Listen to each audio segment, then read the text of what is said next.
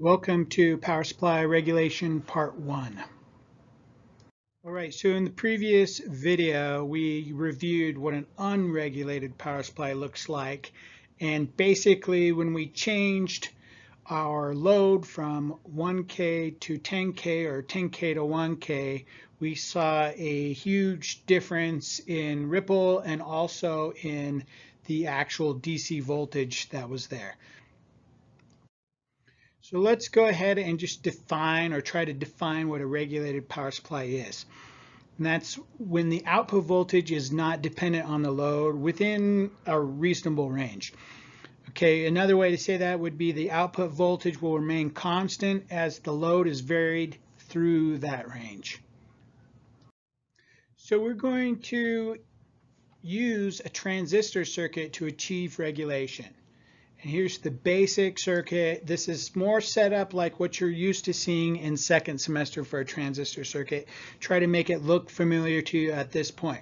And so what we're going to do is we're going to assume that VCC was our filtered VC max from our previous video where we were using a 4-to-1 turns ratio transformer.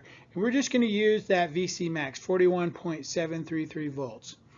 Okay, next what we need to do is decide what do we want our regulated voltage to be at. And for this example, we're going to pick that voltage at 35 volts. Obviously, it needs to be something less than the 41.733 volts. So we're going to pick 35.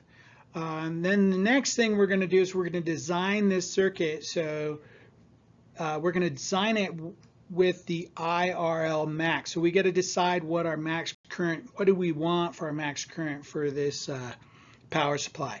And for this circuit, we're going to pick 0.5 amps. And those two values are going to help us design this circuit. Okay, now that we've got our voltage that we want, our 35 volts, and we know what our max current that we're going to need is 0.5 amps, we want to make sure always that our VCE is greater than 2 volts. Basically, if you get VCE on the transistor too small, you'll lose regulation. So with the 41.733 volts for VCC and 35 volts for our load, we end up with a VCE of 6.733 volts, which is above 2, so we're good. We've got the transistor can do its job, move around, and keep that load regulated at 35 volts.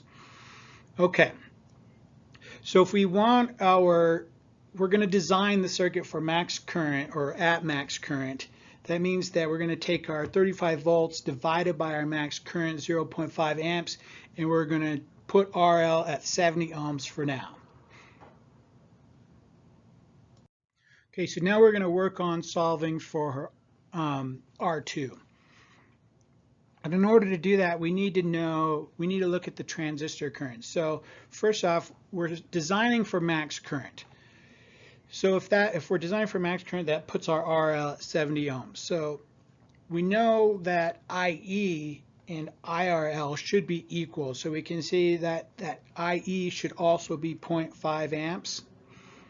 And because this is basically voltage divider bias, your beta doesn't really matter that much. You should have learned that in second semester when we use voltage divider bias. As long as we set it up right, the beta really shouldn't matter.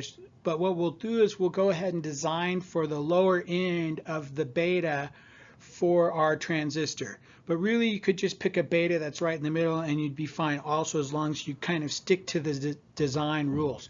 But for me, I'm going to pick a beta of 100 for 2N3904, and we're going to solve for an IB that is now equal to 4.95 milliamps. So if we remember back to second semester, now that we've got our IB of 4.95 milliamps in a voltage divider bias circuit, we want to make sure that IR2 is a minimum of 10 times IB. And that just means that small changes in IB won't affect the IR2. IR2 will just stay rock solid. That voltage will be rock solid, and little changes in IB won't affect that voltage. So for this example, we're going to go ahead and design with an IB that's 20 times IB, and that gives us an IR2 of 99 milliamps. So now if we want to find the voltage VR2, all we have to do is do a Kirchhoff loop, and we see that VR2 is equal to VBE plus VRL. So that gives us 35.7 volts. And with our designed 99 milliamps, we can now solve for R2. And we get an R2 of 360.61 ohms. So we're just going to round that down to the next standard value, which brings that current up even more through IR2. So we're a little bit more actual than the IB times 20, which is even better for stabilization. So now with IR2, with R2, we can find the actual IR2 and then add that to the 4.95 milliamps of IB, and that's the current that is flowing through R1. And now that we've got IR1 at 104.117 milliamps, we can figure out what VR1 is by doing another Kirchhoff loop. So we can see that the VCC minus VR2 should give us the exact voltage that's across VR1. And I get 6.033 volts for VR1. Then we divide that by IR1. That gives us the 57.944 ohms. Now, the problem, or a problem with this circuit, is that resistance right there for that voltage divider really needs to be as perfect as we can get it. And we're going to deal with that later to where it doesn't have to be an exact perfect resistance. But for now, for this example, we're just going to say, hey, we can't move it around to a standard value. You know, maybe you could use 58 because you're not rounding it hardly at all. But we're just going to leave it at our 57.944 ohms. All right, so we've got our little regulation circuit all built and designed. So right now, the next step to do is kind of build or verify that the regulation is working, right? Remember we said in regulation, if it's regulated, we should be able to change the resistance around and see that the voltage stays. And so the best way to do that, or to look at this circuit and analyze this quickly, is to use Thevenin analysis. So we're going to build a Thevenin circuit because that allows us to pop in and out different load resistances really quick, because the rest of VThevenin and RThevenin stays the same. So it allows us to double check all of our work and make sure that this is in fact staying regulated over a variety of load resistances. So the first step is to find RThevenin, and RThevenin is equal to R1. We're basically going to pull the load, and the load is going to come out with the transistor. So the transistor is going to come out with the load. That's another way to say that. And so we can see that RThevenin then would be R1 in parallel with R2. And VThevenin then would be, if the transistor and the load come out together, VThevenin would be equivalent to VR2. So we just do a voltage divider, find the voltage that's across R2. That's 35.942 volts for VThevenin and 49.952 ohms for RThevenin. Now we put the load back in, and we've got basically a simple series circuit. It's a little bit different because we've got that transistor VBE in there, but I'm going to show you that's not a big deal either. Okay, so now in order to get this to where we can just really check off these regulations and these different resistances, we're going to write a Kirchhoff loop in our Thevenin circuit and build it out so that we can solve for IE. And you can see the math here. Normally I always solve for IB, and you're probably used to solving for IB first.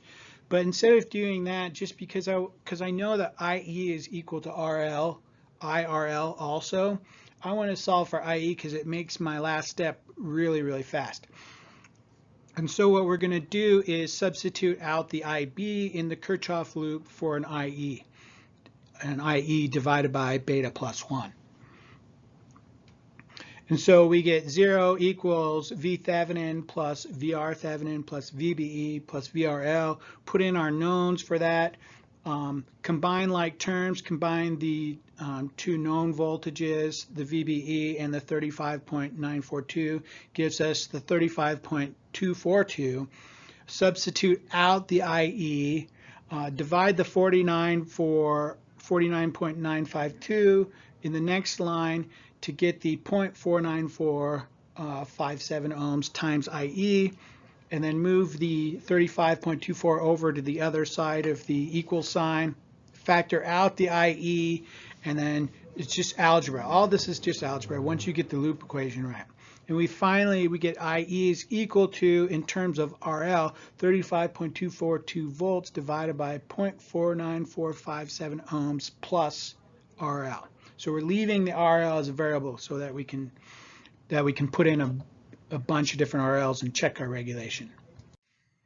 All right, so now that I've solved for IE in terms of RL, I also know that the V out is equal to IE times RL.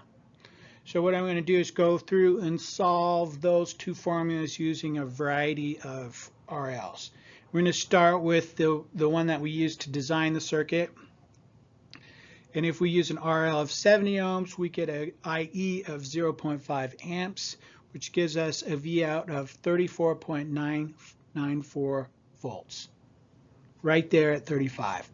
Now, if we raise that RL to 700 ohms, we see that our current drops to 50.310 milliamps, our IE, but if we multiply that current back by the 700 ohms, we get a 35.217 volts, still 35 volts.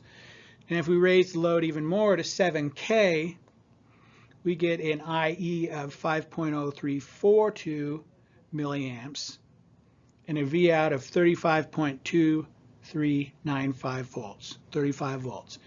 Okay, 70K, we've got 503 microamps and a V out of 35.242 volts.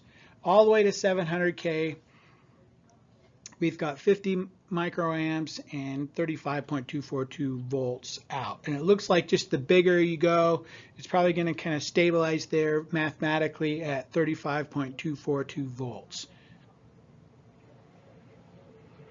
So we have achieved regulation using a transistor.